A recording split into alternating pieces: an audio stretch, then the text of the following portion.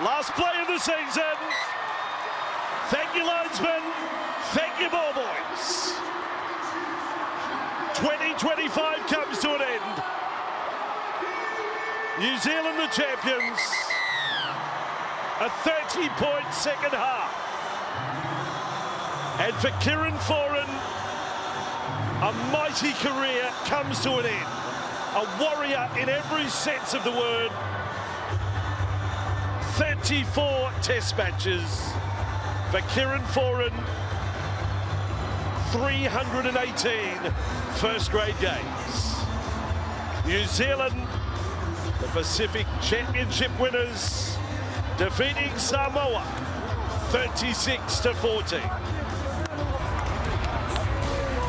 New Zealand celebrate they are the champions of the Pacific once more, completing the turnaround after being forced to fight it out in a relegation game last year and continue this dominant record over Samoa. 7 wins from 7 games now, and the team congratulate that man on screen. Kieran Foran gets his fairy tale finish. Cooper Cronk and Michael Ennis are here to bring it home strong, our final post-game of the season, and a fitting 80 minutes, a pulsating one, to wrap up what's been another record-breaking rugby league season. It's been a great season of rugby league in the international game. In the last year, delivered in terms of the atmosphere before, the emotion, the intensity. Samoa were great in the first half, 14-6, but New Zealand, in the last 40 minutes of the season, played the perfect brand of football. They absolutely dominated Samoa in every aspect. And that man on your screen plays 34 tests for New Zealand, the last in a long, decorated career. They just turned it on. It was an absolute clinic. I thought the bench was strong from New Zealand. Dylan Brown was supreme, the way that he delivered for the Kiwis, and it was 30 unanswered points in that second half, Mick. It was brilliant football from the New Zealand side. Yeah, said it was patient and it was calculated. Samoa didn't help themselves after the break. Once that try was disallowed to Tuivasa, when he went up for that contest back to Harris Tavita, everything just fell in the favour of New Zealand, and Samoa hurt themselves with some yardage penalties, and just New Zealand camped themselves down there, spent a lot of time on the try line. They had no ball, and New Zealand were absolutely perfect. At one stage, 20 from 20 completed sets.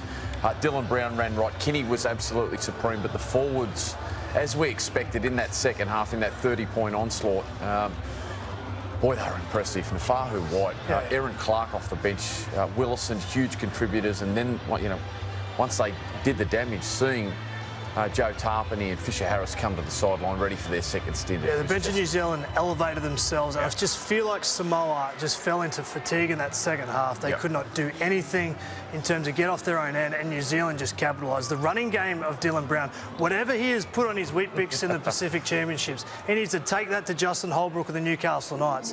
He's been superb. His numbers for 3 games for a 5'8", 3 tries, 7 try assists, just running the football at will.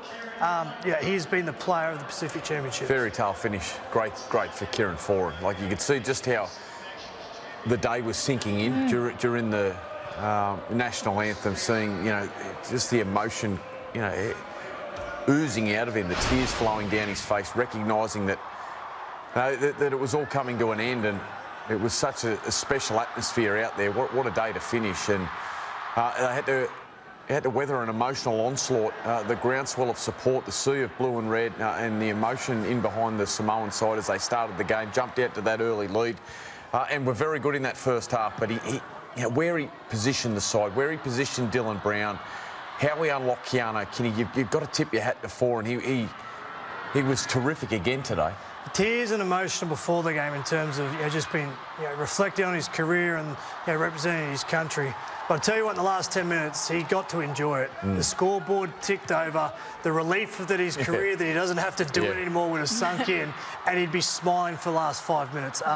He deserves to enjoy the next couple of moments, because he won't ever get to experience this feeling again on the rugby league field, and he's done it for every club he's played for. Some of these scenes here, this is how much it meant to him. That was half-time. Yeah, when he rallied the group, because James Fisher-Harris got the starting forwards and the bench forwards together, but it was Foran that really brought the group together. They were down 14-6 at that stage.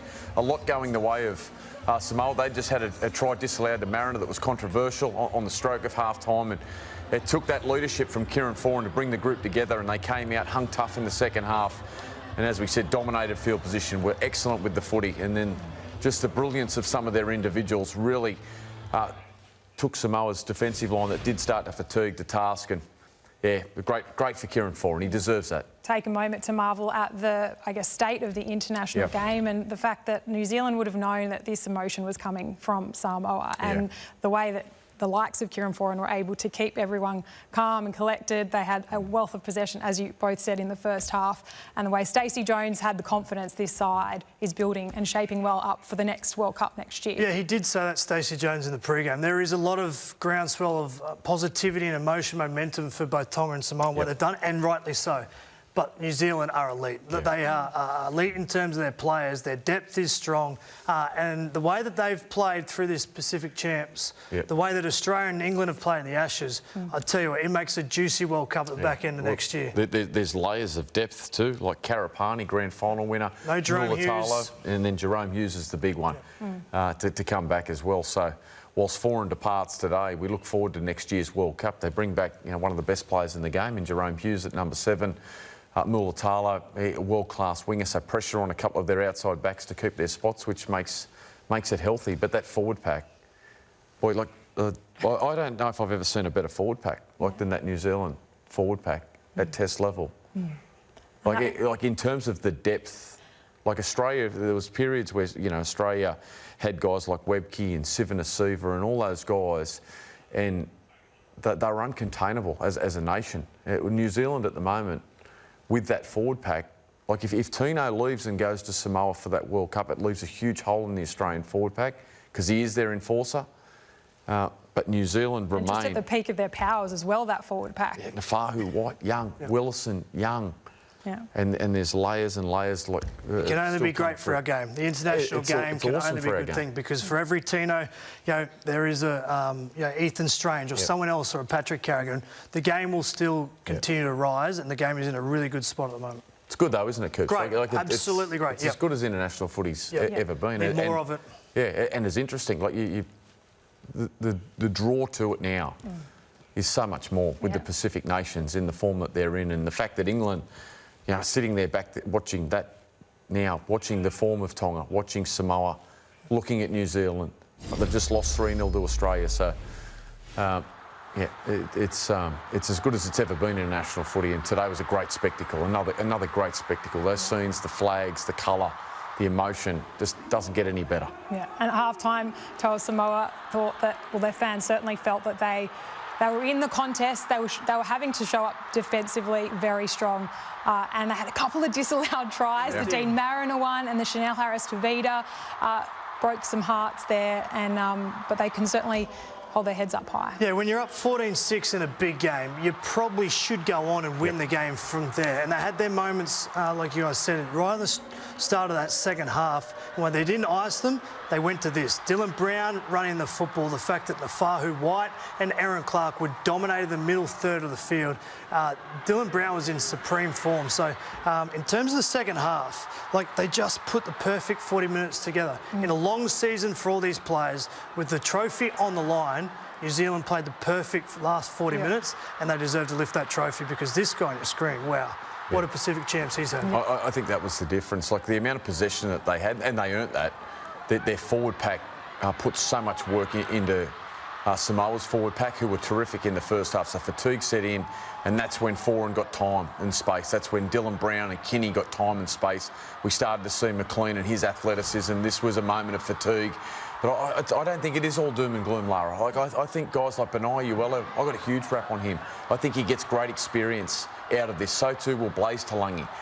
They had their disruptions. Had to move Murray Talangi, who left the field. Then they lost Dean Mariner, lost Francis Molo. Some things, some disallowed tries didn't go their way, but the learnings out of today will make them so much stronger for next year. It really will, because the experience of New Zealand in their spine proved the difference. It really did. And when you think that, is it Hamasai Tabuai-Fidow has said he'll be there next year? Stephen Crichton.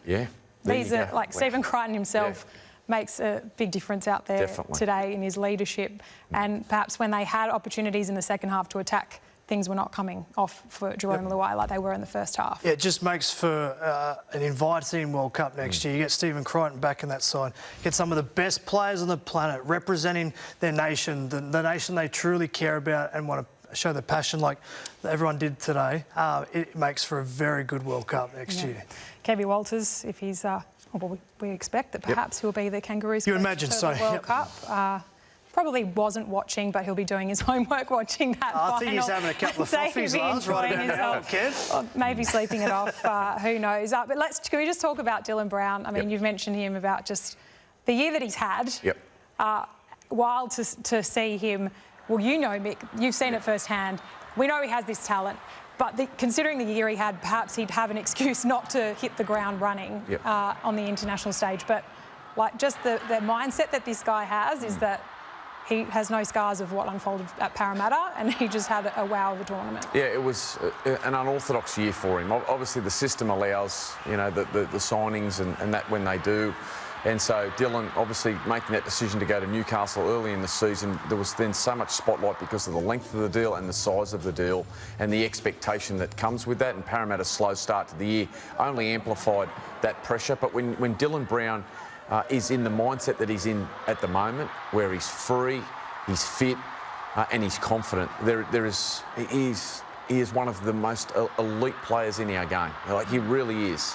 He's highly intelligent. I don't think he gets enough recognition for that. He understands the feel of numbers and how to manipulate defensive lines. But when Dylan takes it upon himself, and like, it's really easy for us to sit here, isn't it, Coops, as analysts at times, and just got to run the ball. They just need to run the ball. But when Dylan actually gets in that confident mindset and is in that physical mindset to take on the defensive line with his footwork and his athleticism, like, there's no reason why Dylan Brown can't have 10 to 15 runs. I said that in commentary every game next year. That's on him. But that's a decision that he has to make, and that's what the expectation on those big deals, they come with that. And so Dylan takes huge confidence up there. But what Dylan's done throughout this Pacific Championship is exactly what he can do every week for Newcastle if he's in that mindset and he's confident, because it's a personal decision. Yeah. He's taken this championship by the scruff of the neck off his own doing, and he's been the best player. He really has been.